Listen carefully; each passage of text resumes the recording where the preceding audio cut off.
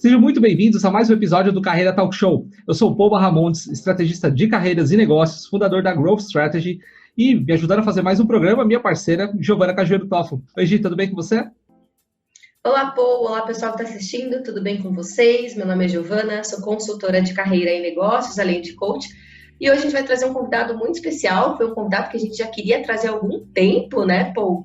Penamos para conseguir uma agenda, mas conseguimos, que é o Luiz Rasquilha, CEO da Inova Consulting. O Luiz é um expert em inovação e tendência e ele vai compartilhar um pouquinho da história de carreira dele aqui com a gente agora. Bom, como sempre, pegue papel e caneta, muitos insights. O Luiz Rasquilha é uma pessoa que eu admiro muito, acompanho ele desde quando ele tinha um podcast na CBN. Então, é um cara que está gerando sempre conteúdos novos, falando sobre inovação, tendência. Bom, pega papel e caneta que vocês vão se impressionar com a entrevista, vai ser bem legal. Luiz, muito obrigado pela sua generosidade em poder contribuir com a sua história. Então, conta um pouquinho para a nossa audiência. Quem é o Luiz, a trajetória profissional do Luiz Rasquilha? Paulo, obrigado. Prazer estar com vocês. Você sabe que sempre, das diferentes e várias entrevistas, enfim, ou gravações ao longo da minha vida, nunca foi centrado no Luiz. Foi mais centrado na empresa, na competência profissional, enfim, naquilo que a empresa tem trazido. Então, é a primeira vez que, de forma estruturada, a gente vai entrar em temas que nunca foram explorados. Vale o que vale, mas acho que vale trazer esse disclaimer prévio. Então, talvez eu fale aqui coisas que não sejam até do conhecimento. Então, quem é o Luiz? Né? 45 anos, nascido em Lisboa. Eu sou português de Lisboa. Estou no Brasil desde 2010, 2011. Na verdade, eu comecei em 2010 a viajar mais para o Brasil, em termos profissional, já chego lá, mas em 2011 eu me mudei de forma oficial, como se fala aqui, malicuia, que eu já aprendi também essa expressão. Eu vim de Malicuia em 2011 e até hoje estou aqui, feliz da vida, gostando cada dia mais do Brasil. Aliás, eu falo que português que chega no Brasil cumpre duas regras: casa com brasileira e tem filho brasileiro. Eu já tenho as duas regras cumpridas, estão no carimbo de pontos ou do cartão, já tenho esses dois selinhos lá.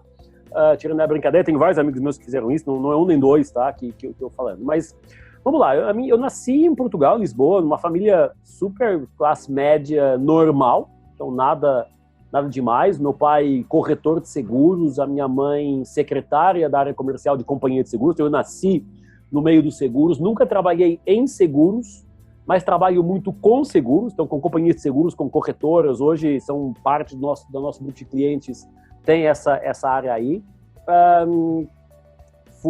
Fiz a minha escola, né? A escola como todo mundo faz, né? Fui enfiado numa escola, num colégio particular, com uniforme e tal. Teve as suas vantagens, hoje eu vejo as suas vantagens de ter feito uma escola com uniforme. Era uma curiosidade, era o único na turma filho de pais separados. Meus pais separaram, eu tinha 5 anos.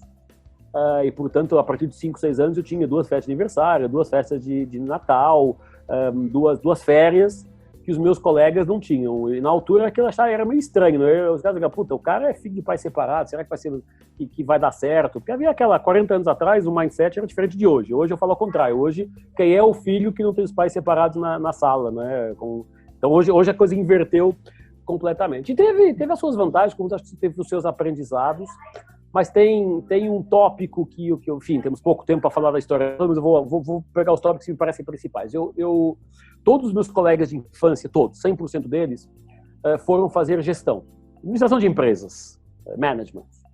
E quando nós fomos fazer a prova em Portugal, o Enem, vamos chamar assim, em Portugal, chamava prova de aferição de conhecimento. Havia uma prova de português, para quem ia para as ciências humanas, e havia uma prova de matemática, para quem ir para ciências exatas. E você, com 17 anos, você não sabe o que você quer ser da vida, mas ainda há 30 anos atrás, não é? Então, como todos os meus amigos iam para a gestão, eu também vou para a gestão e fui fazer a prova de aferição de matemática, onde eu era ruim, coisa ruim. Pensa num cara ruim em matemática, eu. E aí, quando fui fazer a prova, sai a nota e tinha dado 16. Vamos para uma prévia aqui, a escala de notas em Portugal é de 0 a 20. Eu falei, puta, 16? Caraca, eu tô melhor do que eu achava, então vou entrar em qualquer lugar. Aí um amigo meu, um colega meu de escola, o João, até hoje, nós somos amigos, ele dizia, Luiz, tem um problema aqui. Que problema, João? Peraí, eu sou um nulo a matemática, eu dei certo, eu estudei pra caramba, não sei o que, Luiz, tem um problema aqui. E ele insistiu, tem um problema aqui. Mas qual o problema, João? O que foi? É que na prova de aferição, a escala é de 0 a 100. Eu tinha tido 16%. O que na escala de 0 a 20 tinha dado 2, 3. O que já estava mais condizente com a minha capacidade. Aí foi sabe aquele balde de geografia, né? Eu tive 30 segundos de euforia e entrei na depressão logo depois. Tipo, fudeu, desculpa a expressão, porque eu não vou entrar em lugar nenhum, não vou ser ninguém na vida, né? Aí, por voltas da história, entrei em publicidade e propaganda, sou publicitário de base. Todos os meus colegas em gestão e eu em publicidade, para fugir da matemática. Aí tive matemática no primeiro ano, estatística no segundo, análise multivariável no terceiro, pesquisa de mercado no quarto, virei professor de pesquisa de mercado logo. E aí o meu trauma com números foi resolvido, mas esse é um pilar marcante da minha carreira, porque mudou radicalmente aquilo que eu ia ser. Eu ia ser gestor e de repente, por força desse 16, que não era de 0 a 20, era de 0 a 100, eu virei publicitário. Com muito sucesso, felizmente, terminei a minha graduação, aí eu entrei na faculdade e falei, cara, eu vou ter que fazer isso a sério. Aliás, na entrada da faculdade é uma história também hilária, parecida com esta.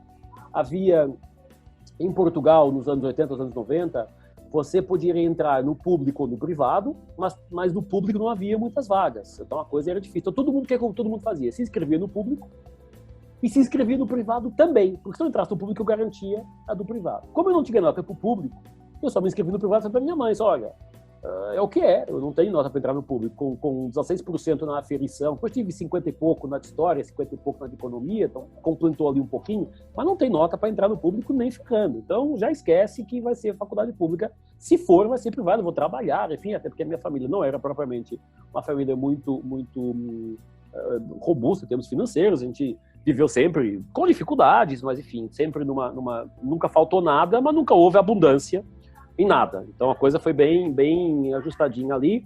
Eu cheguei na faculdade, me inscrevi e havia, imagina, uma coisa assim, 80 vagas para o curso de publicidade. E quando saiu a classificação, eu estava em 96. Então o meu 16, olha o 16, tá? O 16 continuava me perseguindo. Assim, puta, por 16 inscrições eu não entro no curso que eu quero. E a faculdade falou, mas tem um curso aqui do lado, que era de assessoria, de gestão, uma coisa assim, que você pode entrar. E se você quiser, depois no mês você pode mudar. Era uma forma de eles não perderem os alunos. Só que como o Estado público tinha lançado as notas uma semana antes, muita gente que estava no privado, que entrou no público, liberou a inscrição e eu entrei no curso que eu queria. Aí eu falei, puta, agora eu vou fazer esta porra a sério. E terminei em primeiro lugar na história da faculdade em publicidade. E estava lá no top 10 dos 50 anos da escola, da faculdade, eu estava lá no top 10 como um dos melhores alunos, tanto que virei professor assistente assim que acabei o curso. Então eu terminei a graduação em julho de 97, e em setembro de 97, entrei como professor da primeira turma. A minha primeira turma de alunos foram os meus bichos 4 anos antes. Então você imagina a confusão que é. Peraí, o cara estava 3 meses atrás na zoeira com a gente, agora virou professor. Era uma coisa foram coisas muito loucas. E, em paralelo, um dos meus professores me levou para a Publicis. Eu entrei como publicitário, eu estava num banco, trabalhava num banco, no call center de um banco, me levou para a Publicis e eu comecei uma carreira em paralelo, simultânea, nas agências. Passei pela Publicis, pela Dentsu, do grupo japonesa, pela Ogilvy, e terminei a minha carreira publicitária como sócio do Washington Oliveto, co-liderando a unidade portuguesa da empresa dele. Isto ia até 2003, quando eu saí das agências e virei para outra coisa. Sempre dando aula, e aí fiz uma carreira meio louca, porque saí das agências, virei diretor de marketing da revista de marketing em Portugal, da Marketeer, da Executive Digest, fiquei 5 anos liderando o marketing na empresa, sempre dando aula como professor convidado, comecei a ser convidado para outras universidades, sempre na área da publicidade e propaganda,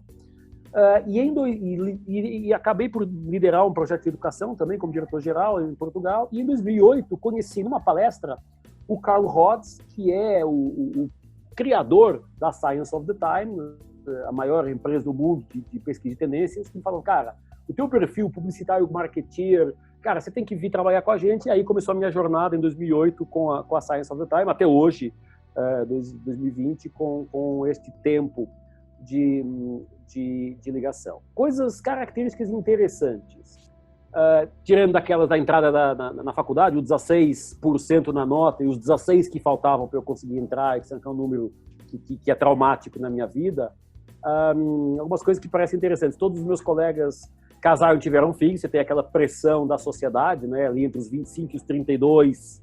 Aí começou a casar aos 40 e fui aos 41. Dos 32 em diante, a galera tirou o chip, esse cara, a avó, o pai, a mãe, esse cara não tem mais, não tem solução, deixa, segue o baile. E fui sempre estudando também, fiz o MBA, fiz pós-graduação, aqui no Brasil fiz o pós-MBA, já estudei muito mais do que no Brasil. E sempre numa pegada de, talvez uma motivação que me levou na carreira até aqui, muita dedicação, dizer, cara, a minha família, como eu falei, não é uma família abastada, é uma família que vivia bem, mas sem abundância, com dificuldades. A gente pediu dinheiro emprestado para eu ir estudar na faculdade privada, morava em casa alugada com 100 anos de vida, parede de madeira, então não tínhamos carros, meus colegas todos de colégio privado, com casa de praia e não sei o que, e eu não tinha, então isso me deu ali uma luz, que se eu quiser fazer a coisa, eu não vou poder herdar dos pais nada, tirando o nome, a reputação, os valores, a educação, então eu vou ter que fazer a minha própria jornada, e isso me dedicou muito na universidade, na graduação, a estudar. Eu estudei à noite, eu tomei uma decisão, eu vou estudar à noite, porque de manhã eu durmo um pouquinho e o resto do dia eu estudo. Eu só comecei a trabalhar no 4º ano da universidade, no último ano, num banco, como eu falei.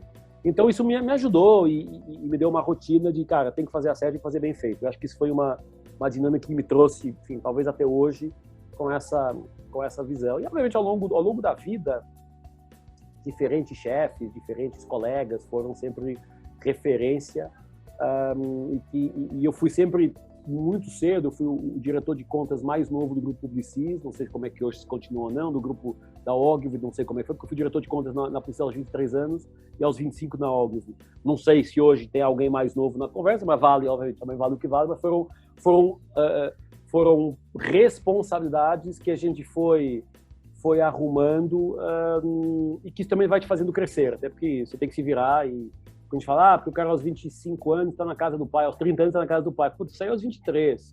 E a minha mãe falou, cara, o ano passado tinha sido tarde, já devia ter saído. Então, embora mãe e pai nunca querem que os filhos saiam debaixo da saia, não é? Mas meu pai mais um pouquinho, minha mãe menos. Mas eu sempre toquei muito a minha vida sozinho e isso me levou a alguns lugares. Trabalhei em Paris, trabalhei em Madrid, fiz alguns projetos em Londres, trabalhei muito também nos Estados Unidos.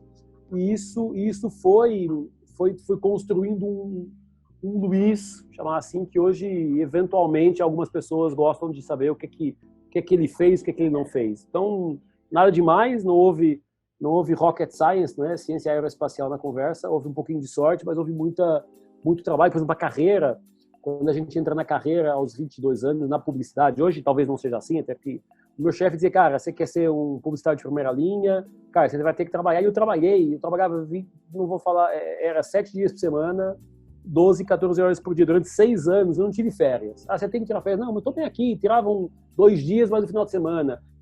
E a coisa rolando, e isso talvez tenha ajudado ao crescimento da carreira. Eu acho que é mais dedicação e transpiração do que inspiração. A inspiração faz parte, mas a inspiração sozinha não te leva a lugar nenhum se você depois não conseguir colocar isso na pauta.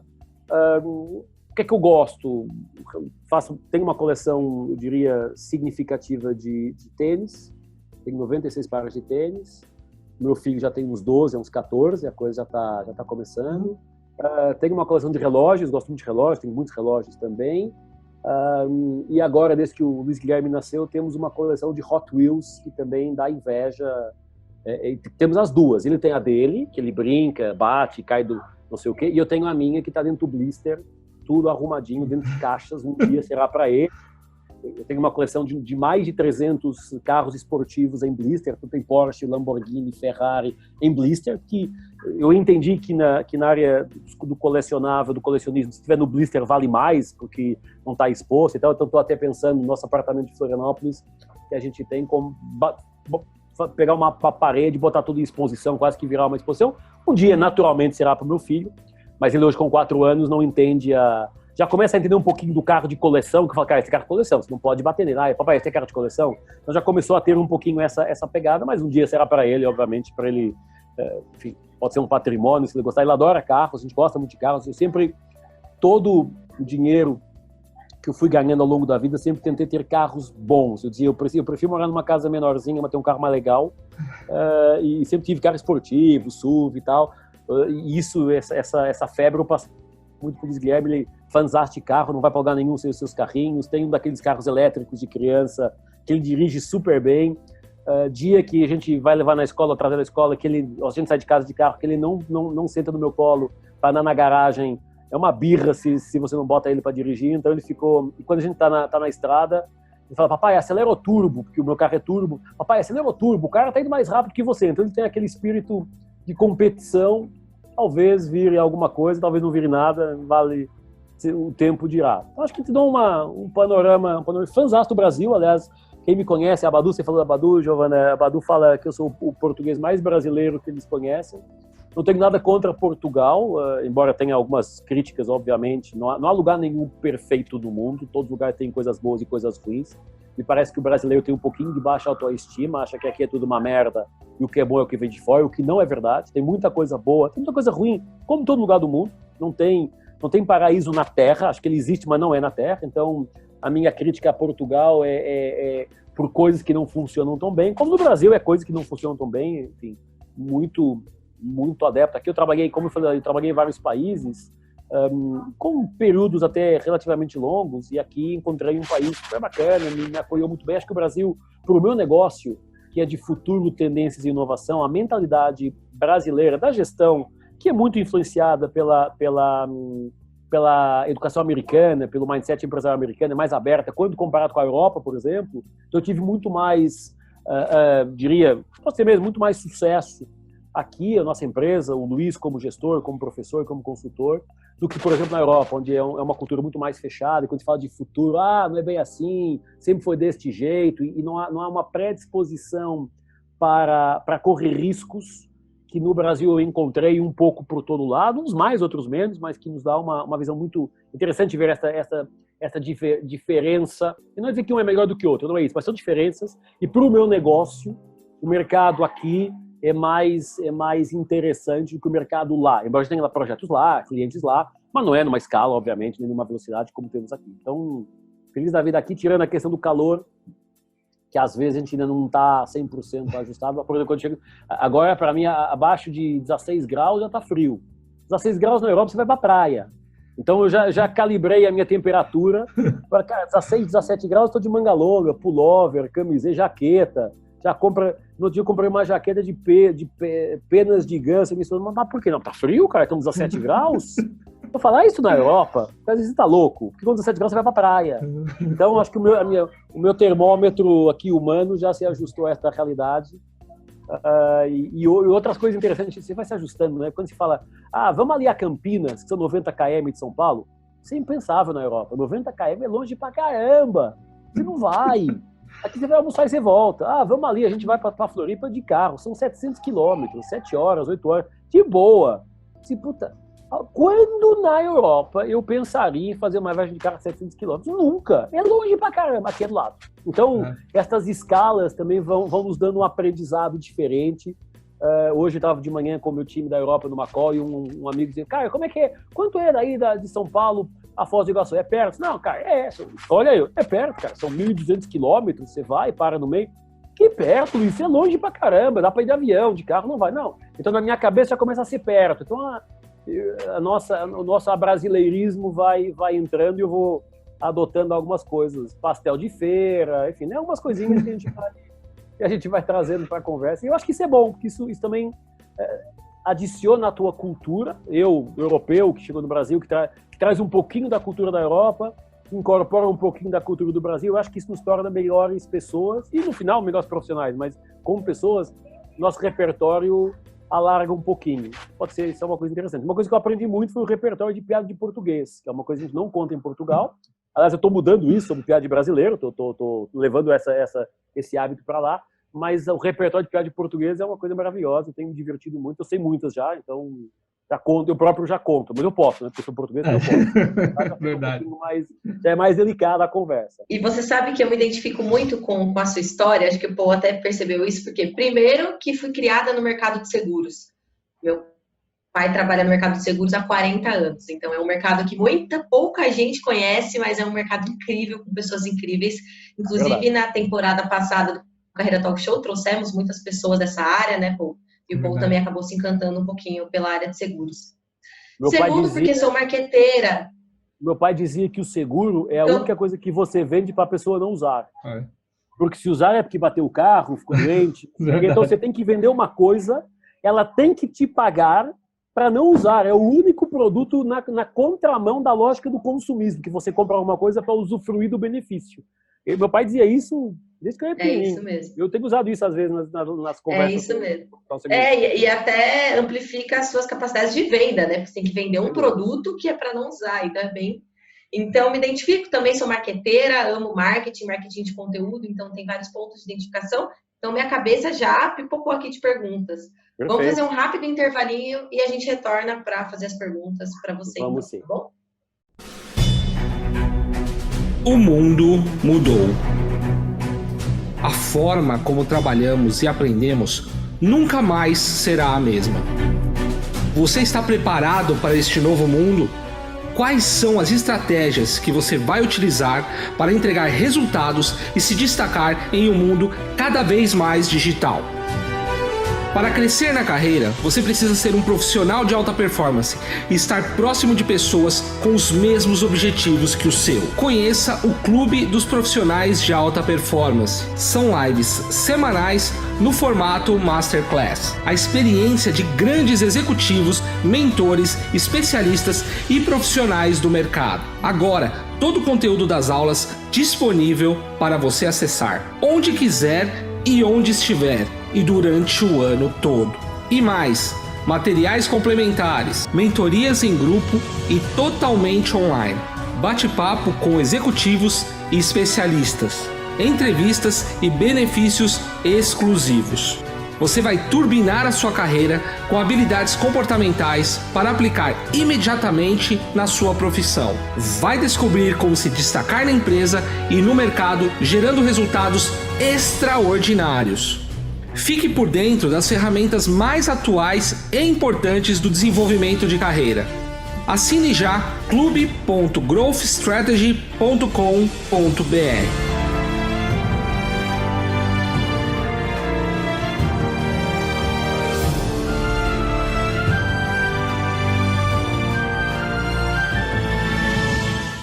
Voltamos. Luiz, que história incrível. Incrível porque muitas pessoas acreditam, né? Conhece o Luiz Rasquilha, CBN, da mídia, e muitas vezes não entende, né? Que você é uma pessoa comum, tirou 16%, foi do céu ao inferno quando se deu aquele choque de realidade. Luiz, uma pergunta que me vem à cabeça assim, muitas pessoas na sua situação, tirar uma nota muito baixa, olha e fala o seguinte, não sou para isso e não vou ser ninguém, e acaba muitas vezes desistindo. Você não, você entendeu tudo isso e falou, bom, ok, eu vou me ajustando por aqui, você foi ajustando de acordo com o resultado que você teve, mas de uma forma muito sóbria, né? Então, não sei como é que foi na época, né? Se realmente foi esse impacto, mas... Hoje é de uma forma sóbria, na altura não é. Quando você tem 18 anos e, de certa forma, você vê... Todos os meus colegas de escola foram estudar juntos. O grupinho foi junto, separou em 2 faculdades só. Então, os meus 15, 16 amigos de infância, metade foi para uma faculdade, outra gestão. Depois teve um ou outro direito, mas e eu disse, puta, ferrou, porque eu vou ficar sozinho. Teve aí o apoio da mãe, obviamente, da mãe e do pai, cada um do seu jeito, dizendo, cara, não é o fim do mundo, tá? Porque é muito louco. Se fosse hoje, talvez hoje alguém... E não estou dizendo que é melhor ou que é pior, que a minha geração é melhor ou que é pior, não há melhores e piores, há coisas diferentes, há competências diferentes. Eu não tinha opção. Ou seja, aquela coisa, puta, deu errado, vem para casa, no ano que vem você faz de novo, fica um ano vendo Netflix não existia, eu não tinha essa opção. O dinheiro de casa era curto e eu ia trabalhar e na minha cabeça ficou claro que o que eu tinha que fazer era trabalhar. Aliás, a minha mãe falou, não, se precisar, tem um amigo, tem um hotel, você vai carregar mala no hotel. nenhum problema em ser maleiro de hotel, não é uma profissão que não envergonha ninguém, como qualquer outra. Eu falei, cara, é isso, tem que trazer dinheiro para casa. Claro que a carreira, ela segue caminhos. Se eu, de fato, não tivesse entrado naquela segunda volta da faculdade, tivesse ido carregar malas nos hotéis, hoje não estaríamos falando aqui, neste contexto. Poderíamos até estar falando, mas o contexto seria totalmente diferente, talvez nem fosse. O Luiz que passou pela CBN, o Luiz que a Gamma Academy colocou no top 50 mundial de pessoas para seguir, ao lado do Elon Musk e do Lehman, etc., seria outro. Não sei se melhor, se pior. Olhando assim, talvez pior, mas seria outro. Então, acho que a forma nunca foi muito planejada. Quando fala, você planejou sua carreira? Não. Nunca planejei minha carreira. Foi tudo acontecendo. O fato de ter entrado na faculdade aconteceu, teve ali um pouquinho de sorte também, esse 16% que virou e tal.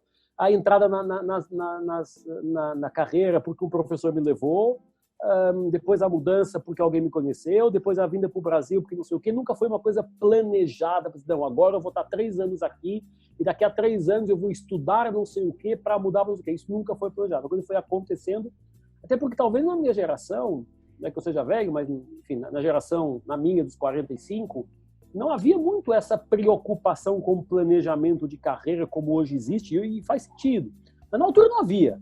A coisa era a seguinte, cara, estuda, arruma um emprego para a vida e cala a boca. Trabalha a tua vida inteira na mesma coisa, porque o mundo é assim. É o mundo dos nossos pais, é o mundo dos nossos avós, não havia a mobilidade, não havia empreendedorismo, não havia startups. Haviam empresas estruturadas onde você trabalhava e se você se demitiria e saía da empresa, se ligava para ser empreendedor, você era rotulado como loser.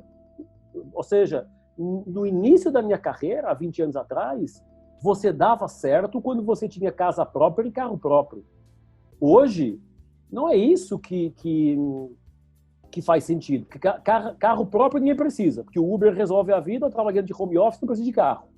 E casa própria, com Airbnbs, com aluguel, com co-sharing, economia compartilhada, não sei o quê. Então, os sinais são diferentes. Nem melhores, nem piores, mas são diferentes.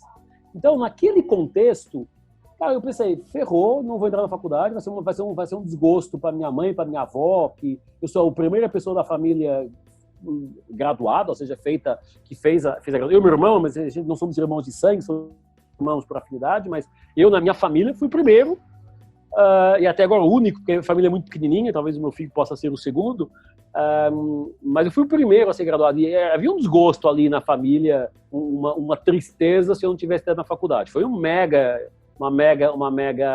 alegria, e quando eu terminei o curso, numa posição de primeiras posições, e fui convidado para professor assistente, aí virou o orgulho da família. Isso foi muito legal. Com 18 anos, hoje vale como memória para dizer, cara, eu tive ali um pouquinho de sorte, porque a sorte também faz parte do jogo, tive ali um pouquinho de sorte, e tive também sempre um apoio muito forte dos meus pais, mais até em alguns vezes da minha mãe, que estava mais próximo. Meu pai separado, eu vivia com a minha mãe, mas não, vamos dar um jeito, você vai fazer a sua faculdade, fica tranquilo, se não for agora no ano que vem, você trabalha agora, no ano que vem você vai. Então, o que hoje é normal, naquela altura era uma coisa meio estranha. Se você não fizesse o caminho direitinho, entrasse na faculdade aos 18, saísse aos 22, alguma coisa estava errada na sua vida. Hoje é comum parar um ano para pensar na vida.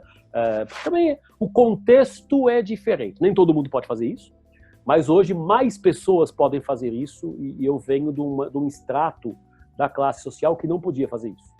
Talvez o meu filho possa, eu não podia. Então, essa sobriedade que você colocou, Paul, acho que hoje ela pode ser colocada na mesa, mas naquela altura era mais instinto de sobrevivência do que sobriedade específica do que fazer ou não fazer. E tive sorte, eu confesso, não tenho nenhum problema em dizer, eu tive um pouco de sorte, tive uma ponta de sorte também, que ao longo dos anos me acompanhou mais do que me abandonou. Tive um outro momento, como todos na vida, um outro momento pior, de grandes dificuldades, mas demos a volta e a sorte também tem andado ao lado. Não é só isso, não podemos confiar só na sorte, temos que preparar para ela, mas ela ajudou. Ela deu ali um empurrãozinho em 2 ou 3 momentos certos, o empurrãozinho que eu brinco que é eu tenho 2 avós, uma faleceu, a outra ainda está viva, com 97 anos, eu falo que a minha outra avó lá em cima tem dado alguns tapas, não? Você vai para ali, e a gente vira. Então, enfim, é uma forma de manter alguma ligação emocional aos entes que já foram. Muito legal, Luiz. A gente vê na sua fala valores, né? Principalmente de família, valores que têm muita sinergia com os nossos. Mas eu quero fazer um shift aqui na nossa conversa, porque é futuro e tendências, né? Uhum. Eu vejo muita gente falando disso, ainda mais agora com o coronavírus. Esse tema está brilhando os olhos de muitas pessoas. E a minha pergunta, eu não sei se ela é muito simples, mas vou fazê-la mesmo assim. Hoje, se você precisasse indicar para alguém que quer trabalhar com futuro e tendências, com inovação, uma competência, uma habilidade principal a ser desenvolvida, qual seria? Uma é difícil, mas eu vou tentar, porque temos várias, não é? Eu acho que a principal, não sei se podemos chamar competência, mas a principal, eu chamo todo dia com o meu time, cara, temos que estar de folha branca. O que é estar de folha branca? É estar preparado para ler, ouvir, testar coisas que em algum momento dizem, não, isso não faz sentido. Porque nós somos formatados como seres humanos para olhar para trás. Faz desse jeito que deu certo, vai dar certo na sua vida. Se o seu pai trabalhou e estudou desse jeito e deu certo, faz igual. Se a sua empresa, você trabalha sempre, faz igual. E eu tenho falado que a principal competência, o momento que o mundo vive de transformação é único na história. Não tem na história da humanidade, quem quiser olhar aí na história ver, um momento tão transformador como o que estamos vivendo agora. Com coisas boas e com coisas ruins. Eu acho que com mais coisas boas. Vai ser a minha lente de olhar para o futuro. Então, eu acho que essa flexibilidade / resiliência / abertura ao novo, que não tem nada a ver com partido político, mas a abertura ao novo, a novidade, ao que está acontecendo, a curiosidade, eu acho que é a principal, não vou dizer que é a única, mas é a principal. Sem essa, não adianta estudar Prospective Foresight, não adianta aprender sobre current, não adianta ler sobre tendência se você não estiver disposto a dizer, puta, e se? E se eu fizer diferente? E por que não colocar mais dúvidas e mais perguntas do que verdades absolutas? Eu acho que essa talvez seja o primeiro pilar, não o único, mas o primeiro pilar para a gente poder minimamente começar a desvendar o que está acontecendo. E é muito louco, porque quem faz isso, você falou, é um tema que está agora na pauta. Quando eu cheguei no Brasil há 10 anos, falando de tendências, de futuro, o pessoal olhava, esse cara é louco. O cara está falando uma coisa que não é assim, não vai ser assim. E foi muito, muito louco, porque há um ano atrás eu fiz uma apresentação, uma palestra, um mega evento, tinha 1.000 e poucas pessoas, e estava falando das tendências da próxima década, e houve um cara que postou no Instagram o seguinte, uma foto minha, e falou, eu ouvi este cara há 8 anos, 7 anos, uma coisa assim, achei que ele era louco. E cheguei à conclusão que ele acertou todas as previsões, tudo que ele falou aconteceu. Tem que começar a dar mais credibilidade ao que os caras estão falando de futuro.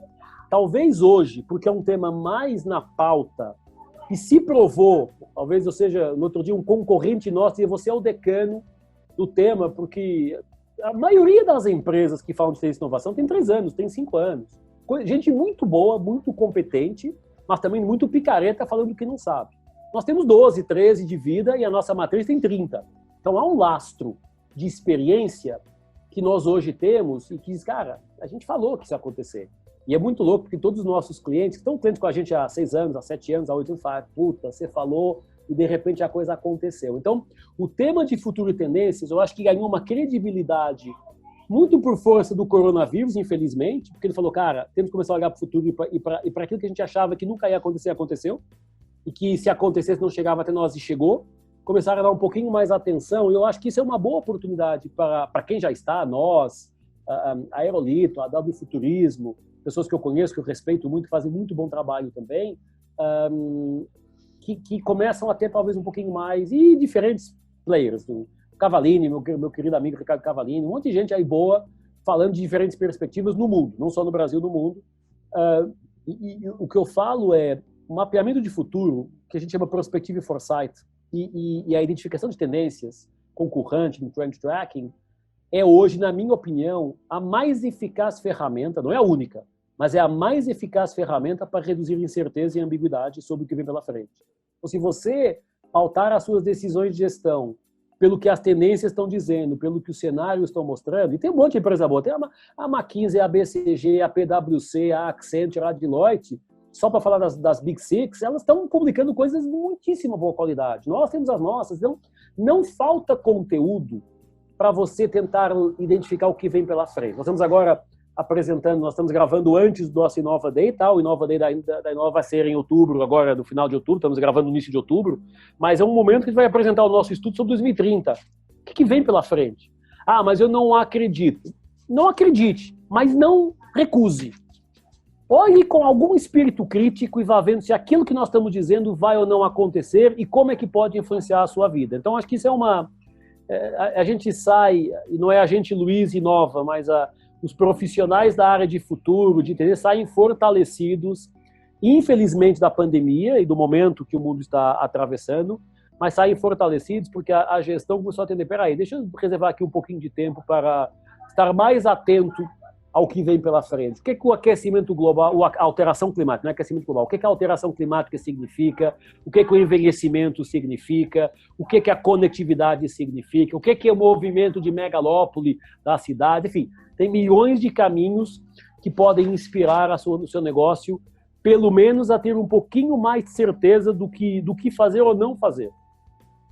Eu acho que essa é a principal competência que a gente deve colocar na pauta.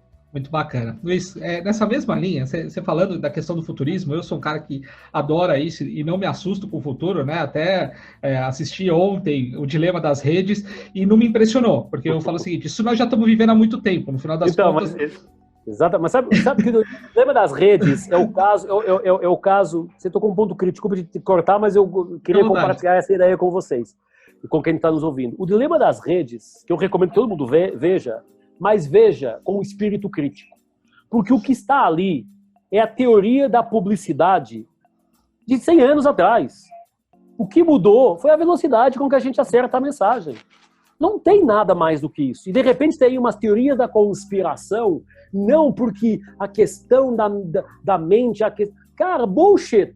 Aquilo é a teoria da publicidade, é a teoria da comunicação, da persuasão, que todo mundo na vida sabe que existe e aceita, levada a um nível de profissionalismo e de assertividade que a tecnologia permite. Nada mais.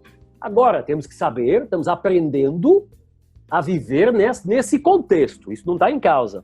Mas aquela visão, nossa, como assim a rede social? Querido, você vive em que mundo? Essa porra tem 200 anos. Começou com a Coca-Cola lá atrás e com a Marlboro nos cigarros e agora está falando de qualquer coisa. É a assertividade do data tratado tecnologicamente para te entregar o que você quer. Persuasão publicitária. Que no passado o algoritmo chamava publicitário, na verdade, né? Exatamente. Que é a mesma coisa. Exatamente. E chamava pesquisa de mercado com um pouquinho de sensibilidade do plano do planner, de mídia. O cara dizia, eu vou lançar a Coca-Cola. Então deixa eu colocar ali na Globo, no Jornal da Noite, Nacional, porque me parece que quem está assistindo é o target. Hoje, esse me parece saiu da conversa e entra o algoritmo direto, que é o Paul quer ver Coca-Cola, mas a Giovana não quer. E eu vou dar ao Paul um estereótipo de Coca-Cola com o qual a gente fica cara de polo, mais descolado, mas para a Giovana, talvez não possa ser o cara descolado, tem que ser uma menina mais maquiada, mais arrumada, porque o estereótipo, cara, foi só afinar a ferramenta de segmentação. E fazem do Dilema das Redes uma coisa que quase que vai para terapia. Desculpa, não tem nada a ver. É teoria da publicidade otimizada. E eu fui professor de publicidade 10 anos, fui publicitário. Para mim, aquilo... A minha esposa é advogada, né?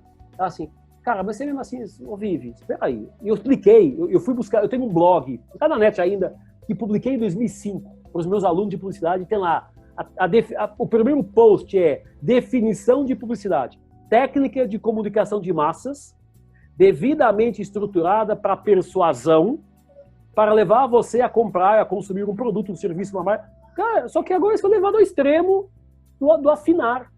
Mas é isso, né? É um exatamente, novo, exatamente. Um novo e aí, onde a minha dúvida para você, que é futurista, né, tendência, o ser humano, ele quer saber do futuro, né, horóscopo, Nostradamus e tudo mais, mas ao mesmo tempo, ele tem muito medo desse futuro chegar e ele não está pronto, mas ele também não quer se preparar. Como é que você enxerga o ser humano nesse contexto de inovação? Então, o ser humano... Vejam que nós estamos numa toada de transformação, como eu falei, nós estamos saindo de uma revolução industrial que nos dizia, faça deste jeito que vai dar certo. Veja o que a Ford fez lá em 1900, o Taylor, o Fayol e Ford, que deram as as regras da gestão, veja como foi, e nós estamos saindo disso para dizer, cara, vê como é que vai ser, e se ajusta ao que vai ser. Tá? E quando se fala em futurismo, há sempre a sensação de Nostradamus, Mãe de Iná, que já faleceu também, mas bola de cristal, não tem nada a ver. Isso é outra discussão que eu não tenho nem competência para avaliar. Isso até é, eu diria, futurologia. O futurismo é uma metodologia de coleta de informação de diferentes origens e em grandes volumes para tentar encontrar padrões que nos possam antecipar o que vem pela frente. E tem forma de fazer isso. Eu acho que hoje, dependendo muito das culturas, a cultura anglo-saxônica está um pouquinho mais aberta a isso, a cultura francesa um pouquinho menos, a cultura oriental depende. Eu acho que tem muito a ver com a questão, a cultura árabe totalmente avessa a olhar para o futuro. E isso tem a ver com culturas. Eu acho que, de uma forma geral, todo mundo, se alguém disser, você quer saber o que vai acontecer no futuro? Ninguém vai dizer que não. Só que como nós fomos formados a olhar pelo retrovisor, a olhar para trás, que é o que eu já sei, quando você começa a olhar para frente, há sempre uma tentação de alguma incerteza, de algum medo. Será? Será que vamos ser dominados pelas máquinas? Porque o Skynet, estrela do futuro, vem aí? Eu não quero ver isso. Cara, não se prevê, não quer dizer que não possa acontecer, mas não se prevê que isso aconteça. Todos os sinais mostram que isso não é aí o caminho. Mas temos que ter algum cuidado, temos que olhar com a devida atenção, com o devido espírito crítico. Não aceitar só porque faz sentido. Eu adoro a ideia do chip implantado no cérebro para aumentar a memória, para melhorar a capacidade de raciocínio. Mas, ao mesmo tempo, isso pode ser hackeado. De repente, alguém pode entrar na minha memória e tirar dados, tirar informação. Cara, é o trade-off. Eu tenho que falar para o meu time, para as pessoas com quem a gente se relaciona, cara, aceita que dói menos. Aceita que dói menos, vai chegar, tá aí, se prepare. E depois você vai escolher o que você quer adotar e o que você não quer adotar na sua vida e vai seguir feliz. Lá porque alguém é early adopter, está na linha da frente das novidades, não quer dizer que todo mundo esteja também. Há outros que não estão. Beleza. O mundo, o tempo, as melancias se acomodam no caminhão em movimento, e o tempo vai acomodar como é que cada um de nós se posiciona sobre isso. Na minha humilde opinião, e obviamente com algum tipo de influência por trás e de interesse por trás, eu não vejo que aqui numa lógica empresarial, obviamente, que as empresas consigam sobreviver ao que está acontecendo, então começarem a olhar para o futuro e para frente de forma um pouquinho mais séria. Isso eu vejo com muita dificuldade as empresas sobreviverem. Cara, não morrem amanhã, mas vão gradativamente perdendo a sua relevância e desaparecendo. E aí tem os casos clássicos para a gente ver o que aconteceu com a Nokia, com a Kodak, com a Motorola, com o Yahoo, com a Xerox. Só para dar exemplo de empresas que foram líderes incontestados e que foram ao longo dos anos perdendo a sua relevância. Algumas faliram, outras desapareceram, outras estão aí em momentos ainda com dificuldade. Não é porque eles foram incompetentes ou não tiveram pessoas boas nas suas empresas, é porque não olharam o futuro, ou se olharam para o futuro e viram as tendências, não fizeram nada. Porque só mapear as tendências também não serve é um excelente exercício intelectual. Mas não serve para nada. Se você não disser, puta, com aquela tendência eu vou fazer isso. Com aquele cenário eu vou testar isso. Se você não aplicar, não adianta nada saber o que o futuro vai trazer, porque você não aproveitou. E uma coisa que pode ser uma oportunidade na chegada, se você não aproveita, pode virar uma baita ameaça e perdeu a janela de oportunidade. Então, uma mensagem para quem gosta do tema, quem reconhece que o tema pode ser importante, comece a dedicar algum tempo na sua agenda semanal, mensal, o que for, para aprofundar o que está acontecendo. E, pessoal, vou fazer uma inversão aqui, tá? Pô, ao invés de pedir a dica do livro agora, eu vou pedir a de carreira, mas vou fazer uma pergunta de outra forma. Não sei se está sendo ansioso da minha parte, talvez sim, mas eu queria saber, em questão de carreira, o que você, Luiz, vê para o futuro? As pessoas vão continuar se planejando? Qual que vai ser a mudança estrutural que vai acontecer nas carreiras Y, W, Z? O que vem por aí, na tua visão? As carreiras até 2010, vamos chamar assim, eram carreiras muito em linha reta. Então, você entrava numa empresa como estagiário, você ia subindo para analista, você fazia bem, fazia não sei o quê, e potencialmente, se você fizesse seu trabalho bem feito, ao fim de 10, 15, 20 anos, você estaria no lugar de topo. Hoje eu vejo muito mais a carreira em Z, em eletrocardiograma. Você faz uma coisa, faz outra, vai e volta, e é normal fazer isso. Você não gosta dessa empresa, muda de empresa, tem muito mais oportunidades. A carreira não será mais, na minha opinião, uma linha reta e uma coisa sequencial. será muito mais uma coisa, entre aspas, bagunçada, no bom sentido, que você vai testar coisas novas, vai experimentar coisas novas. Por duas razões. Primeira, porque nós vamos durar mais tempo. Então, a expectativa de vida está subindo, está batendo 100 anos, vai chegar a 120, vai chegar a 150. E vamos lá, você não ficaria 120 anos, 150 da tua vida na mesma empresa fazendo a mesma coisa. A minha mãe ficou os seus 30, 40 fazendo a mesma coisa porque a expectativa de vida era diferente. Então, tendencialmente, nós vamos querer experimentar mais coisas porque vamos durar mais tempo. Queremos experimentar mais coisas porque o mundo tem muito mais oportunidades, tem muito mais empreendimentos, tem muito mais coisas legais, tem muito mais coisa, e esse espírito descobridor na geração mais nova eu valorizo pra caramba, porque eles têm o meu respeito. Dizem, cara, eu entrei na empresa X, você estava na Siemens, pô, e de repente você saiu para empreender. Puta respeito que eu tenho com as pessoas que têm essa coragem, porque era muito mais tranquilo você ficar na Siemens quietinho, fazer o teu trabalho, fazer o teu salário, e daqui a X anos você se aposentar. Então, isso era a mentalidade da minha avó, do meu pai, e talvez do início da minha carreira, de muitos colegas meus. Hoje, a mentalidade é outra. Cara, eu vou fazer aquilo que eu gosto, que me dá prazer. Tem que pagar as contas, obviamente, mas que me dá prazer. Também depende muito do estágio de vida, se a pessoa tem filho, não tem filho. A regra do jogo são os boletos no final do mês que você tem que pagar. E quem paga os teus boletos? Se meu pai pagou o boleto, deixa eu ser empreendedor, testar, não sei o quê. Não estou criticando o empreendedor. Estou dizendo que é um contexto possível. Se o meu pai não paga o boleto, será que eu consigo pagar o boleto fazendo o que eu gosto? Puta, sensacional, é isso que você tem que procurar. Enquanto você não encontra aquilo que você gosta, tem que pagar o boleto, cara, vai tocando como dá. E isso é algo que hoje as carreiras estão mais sensíveis ao tópico, ao tema, e eu acredito profundamente que as carreiras vão ser muito mais por projeto do que por empresa.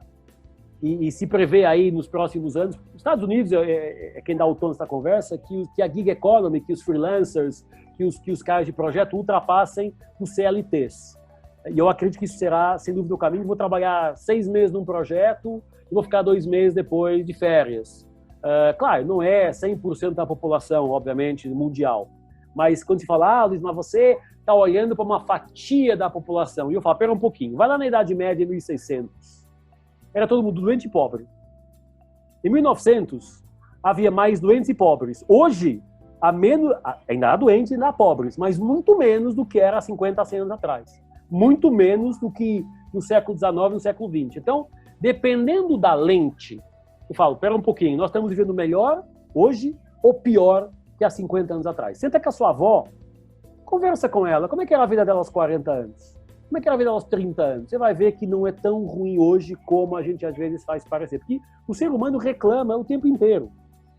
Faz parte do jogo. Aliás, eu falo que todo mundo reclama quando há crise, todo mundo reclama quando o mercado está estagnado e todo mundo reclama quando o mercado está crescendo. Então, se é para reclamar, tá bom, vamos tocar o barco, porque é para reclamar mesmo, então não interessa o tipo de reclamação. Aliás, um amigo meu fala, mudar dói, ficar na mesma situação dói. Escolha uma dor, cala a boca e toca a vida. E deixa encher o saco. Perfeito. Porque é muito isso, a galera reclama por tudo e por nada. Reclama que tá calor, reclama que tá frio, reclama que o presidente, reclama porque não sei o quê. Tá bom, não é perfeito. E outro ponto, o ser humano só está feliz com o que não tem. A menina do cabelo liso quer o cabelo cacheado. A do cabelo cacheado quer o cabelo liso. O cara que tem cabelo quer cortar o cabelo, o cara que não tem cabelo quer ter cabelo. E não é crítica, é só para ilustrar. O cara que trabalha na cidade quer morar na praia. O cara que tá morando na praia quer trabalhar na cidade. Então a gente nunca está feliz, e esse inconformismo eu acho legal, mas nunca estamos felizes com o que nós temos. Eu acho que esse inconformismo e esse desconforto talvez seja o maior insumo, o maior combustível que as nossas carreiras podem ter. E a partir daí ir atrás do que dá prazer, te faz feliz, que você acha que você é bom, que você gosta. Eu tenho a sorte hoje, acho que sempre tive essa sorte, desde que entrei nas agências de publicidade, fazer uma coisa que eu gosto, que me dá muito prazer fazer e que eu acho que sou minimamente competente fazendo. Se tivesse que trabalhar numa outra profissão que talvez não fosse tão dedicado, não fizesse tão bem, não entregasse mesmo, porque eu faço uma coisa que eu gosto, que eu acho que dá muito prazer fazer, essa discussão de futuro, entendeu? E ajudar mais empresas, mais profissionais, mais pessoas a entrar nessa discussão. Uma coisa que eu gosto, encontrei o meu caminho, criei, como eu falo desse caminho, porque todas as metodologias que a Inova usa foram criadas por nós, foram inventadas em casa. A gente construiu um negócio hoje global de uma folha em branco, como eu sempre falo, folha branca. Isso nos dá prazer de tentar fazer. Nem sempre conseguimos, nem todo mundo consegue ter essa capacidade, mas cada um tem que continuar caminhando. Eu acho que o pior que pode acontecer é a gente se acomodar ao que temos. E essa é a minha visão. Não estou dizendo que seja a única certa ou que seja certa ou errada. É a minha. Foi a que me deu a possibilidade de eu estar falando com vocês e vocês reconhecerem no Luiz alguém que pode trazer alguma coisa para quem nos escuta. É a minha jornada. Tem outras jornadas de excelente sucesso, totalmente diferentes. Por isso é que vocês estão entrevistando diferentes pessoas. A minha foi esta. E a que eu recomendo é esta, porque foi aquela que deu certo comigo. Se eu comecei a perguntar, se você começasse hoje, do zero, lá atrás, 40 anos atrás, o que você faria diferente? 2 ou 3 coisas eu faria diferente. Mas não faria muito mais. Porque quando você toma as decisões na sua vida, você toma a decisão convicta que é a decisão melhor com a informação que você tem. Depois do tempo de falar, puta, foi uma decisão errada. Eu podia ter feito de outro jeito. Olhando para trás, falando no passado, é fácil, né? Falar, você deveria ter feito, é fácil. Depois de ter passado pela confusão. Hoje eu olho para trás e vejo, obviamente, onde é que eu errei, onde é que eu acertei, onde é que eu errei feio, onde é que eu acertei muito bem, onde é que eu fiquei mais ou menos. Hoje, se tivesse que fazer um retroativo, uma viagem no tempo, havia 3 ou 4 coisas que eu não tinha feito. Na carreira, 2 delas, garantidamente, a nível pessoal, mais 2 ou 3. Eu tenho mais acertos do que desacertos. Mas os desacertos, os erros, é onde você aprende mais, obviamente, né? Você aprende com o erro. Também tem que ter um pouquinho de disponibilidade mental para poder aprender com o erro. Acho que esse é um ponto que nós temos medo. As empresas têm medo. A cultura das empresas são avessas ao erro. Precisamos errar para aprender. Claro, minha avó dizia, na primeira qualquer erra, na segunda erra quem quer, na terceira erra quem é burro. Se você continuar errando na mesma coisa, você é burro. Agora, errar é a primeira vez, aprender com isso e corrigir a rota é sinal de humildade, de crescimento, de capacidade.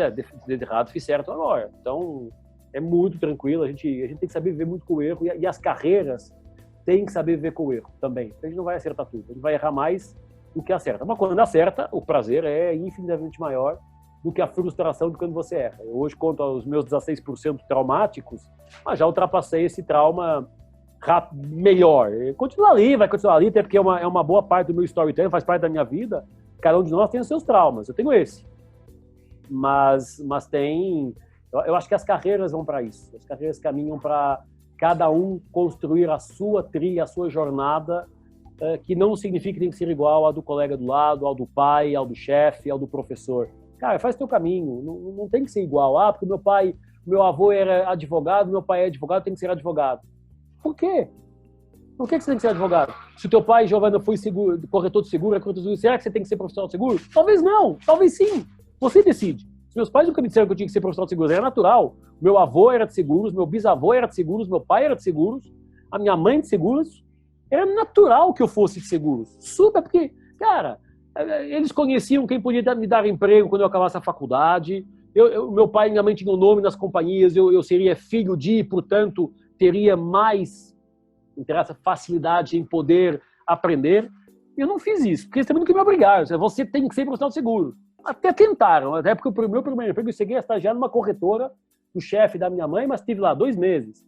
Porque ele falou, cara, vai tocar a tua vida, vai ser feliz, que eu tive um convite a publicismo, meu professor falou, cara, eu quero ser publicitário, não quero ser profissional de seguros. Um dia trabalhei para seguros e hoje, como eu te falei, trabalho para vários, mas naturalmente na carreira, se o meu bisavô foi, o meu avô foi, o meu pai foi, eu seria.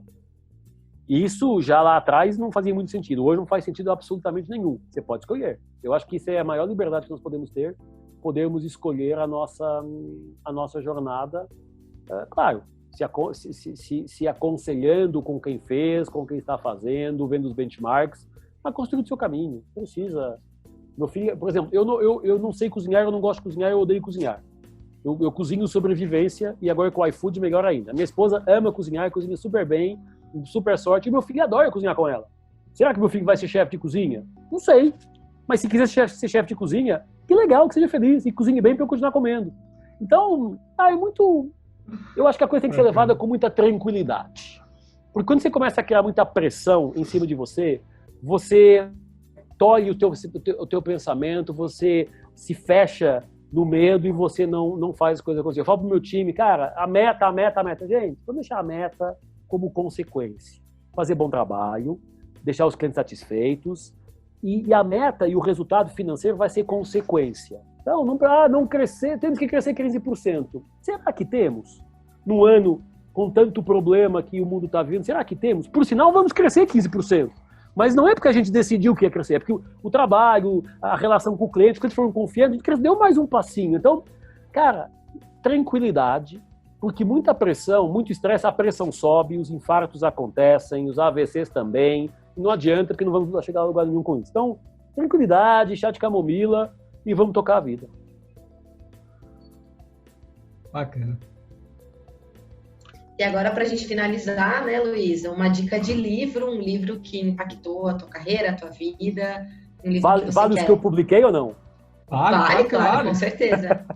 Aí é juiz em causa própria, né? Falar dos meus é em causa própria. Mas há um autor que eu gosto muito conhecido, Yuval Harari, um israelense aí recente. Ele é um historiador, eu acho que ele é melhor historiador do que futurista, tá? O Sapiens é muito melhor que o Homo Deus, na minha humilde opinião. Quem sou eu para criticar o Harari, mas como futurista, vocês falam, posso fazer essa opinião. Eu gosto muito dele, eu acho que ele tem uma visão muito interessante. Eu recomendo o pacote Harari, Sapiens, Homo Deus e as 21 lições do século XXI, acho que é um combo.